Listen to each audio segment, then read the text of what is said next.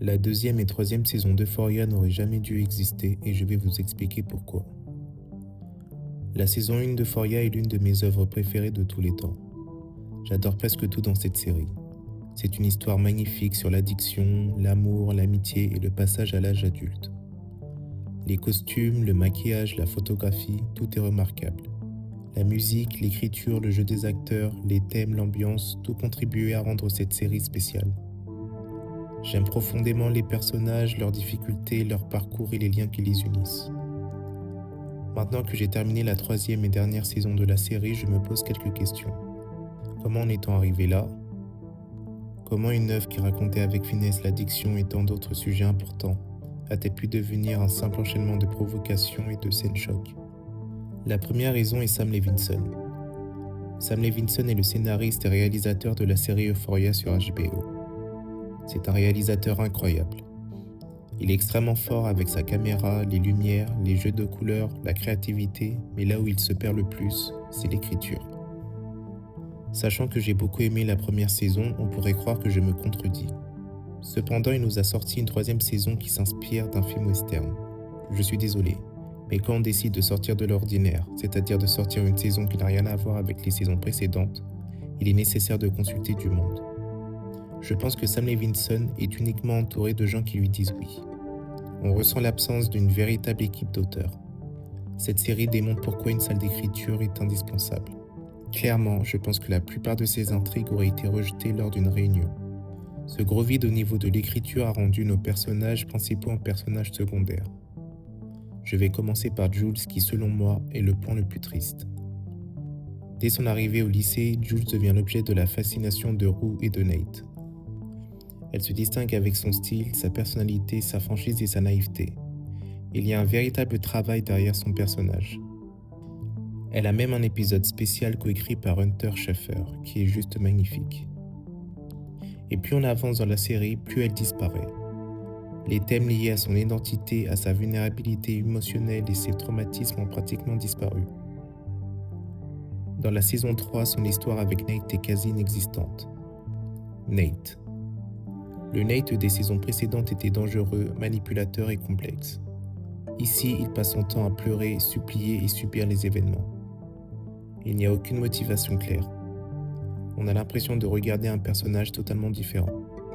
Je ne comprends pas comment deux personnages qui ont marqué la première saison avec leur plot sont devenus des inconnus. C'est comme si la première saison n'avait jamais existé. Par exemple, dans la saison 3, Nate a une discussion avec son père. Lors de cette discussion, Nate évoque l'homosexualité de son père. Cependant, Nate emploie un ton presque condescendant, presque moqueur. À croire que dans la saison 1, Nate ne s'était jamais posé des questions sur sa propre sexualité. Un autre élément, lors du mariage de Nate, celui-ci a une discussion avec Jules. La discussion ne fait même pas plus de 5 minutes. Et la discussion apporte rien pour la suite de l'histoire. À croire que la saison 1 n'a servi clairement à rien du tout. Et la mort de Nate. Le fait que Nate soit mort n'est pas un problème, mais c'est comment il est mort. Il meurt à cause d'un serpent. Ok. Malheureusement, en voyant cette mort, j'étais obligé de faire appel à mon côté créatif. Au début de la troisième saison, on apprend que Jules voit un homme en secret. Cet homme aurait pu être Nate. J'avais une différente histoire en tête entre Nate et Jules. Mais au fur et à mesure, Jules réalise qu'elle ne peut pas continuer cette relation secrète car c'est malsain. Alors elle annonce à Nate que c'est fini entre eux. Pour montrer la méchanceté et le narcissisme de Nate de la saison 1, je voyais Nate se présenter dans le penthouse de Jules avec un flingue et lui dire en face « Voilà, regarde ce que je m'apprête à faire, comme ça je suis sûr que tu ne m'oublieras pas. » Et là il se met une balle dans la tête. C'est mon imagination, mais c'est juste une preuve qui montre qu'il existe des moyens de garder quelques éléments de la première saison. Et puis Cassie. Dans la saison 1, c'est une jeune femme touchante qui faisait des erreurs. Et là, dans la saison 3, le pire dans tout ça, c'est que l'histoire de Cassie dans cette troisième saison aurait clairement pu être associée à Kate. C'est pour ça qu'aujourd'hui, ma frustration est envers Sam Levinson. Parce que comment une première saison avec autant de potentiel est réduite à un western? Aujourd'hui, si on me demande mon avis sur Euphoria, je dirais que c'est une très bonne série, mais qu'il faut s'arrêter à la première saison. Je tiens quand même à garder du positif.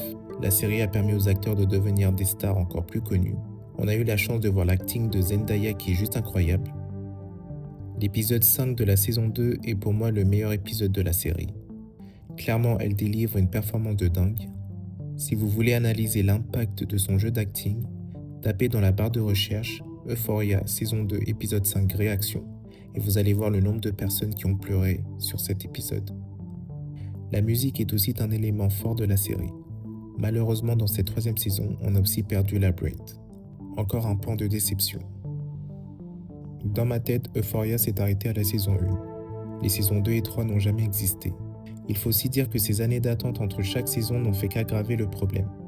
Quand une série met autant de temps à revenir pour livrer un résultat aussi décevant, la frustration est forcément à la hauteur de l'attente. Voilà ce que j'avais à dire. Et enfin, Rue Bennett repose en paix.